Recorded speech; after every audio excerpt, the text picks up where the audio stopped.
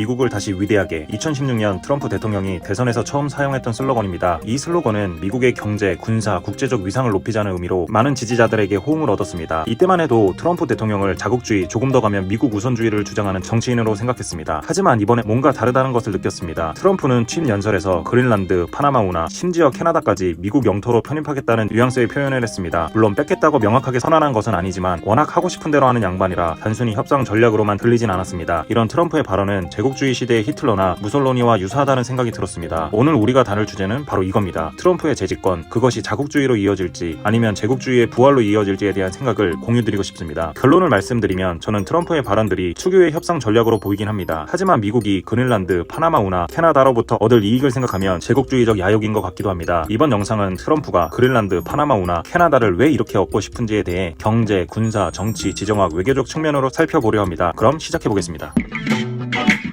첫째, 트럼프의 그린란드 매입 시도에 대해 살펴보겠습니다. 여러분, 혹시 북극의 보물섬이라는 말 들어보셨나요? 바로 그린란드를 가리키는 말입니다. 트럼프가 왜 이 얼음덩어리 같은 섬에 관심을 가질까요? 이유는 간단합니다. 쉽게 말해 여의도같이 완전 노른자 땅이라는 겁니다. 그린란드는 경제, 군사, 정치, 지정학, 외교적 가치가 어마어마합니다. 먼저 경제적 가치를 살펴볼까요? 그린란드는 엄청난 양의 희토류 매장지라고 합니다. 전 세계 희토류의 약 25%가 이곳에 묻혀 있다고 합니다. 희토류가 뭐길래 이렇게 중요할까요? 희토류는 스마트폰, 전기차, 풍력 터빈 등 첨단 기술 제품의 필수적인 원료입니다. 현재 중국이 전세계 희토류 생산량의 80%를 차지하고 있는데 그린란드를 확보하면 미국이 이 독점 구조를 깰 수 있겠죠. 안 그래도 중국이 미국을 맹추격하는 상황인데 만약 미국 손에 그린란드가 들어온다면 격차를 더 벌릴 수 있겠죠. 심지어 덴마크 지질조사소에 따르면 그린란드의 빙하 속에 새로운 광물 자원이 발견될 가능성도 있다고 합니다. 긁지 않은 복권이라 볼 수 있습니다. 그린란드는 군사적 가치도 엄청납니다. 그거 아세요? 그린란드 빙하 아래에 미국의 비밀 군사 시설이 있다는 거. 에이, 해머스도 아니고 그런 게 어딨어 라고 하시는 분들을 위해서 자료를 준비했습니다. 잠시 보고 오시죠. 지난 1959년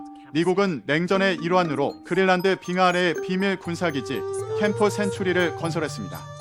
당시 드와이트 아이젠하워 대통령의 지휘 아래 시작된 이 프로젝트는 아이스웜 계획의 일부로 소련을 겨냥한 핵미사일 기지를 구축하는 것이 목적이었습니다.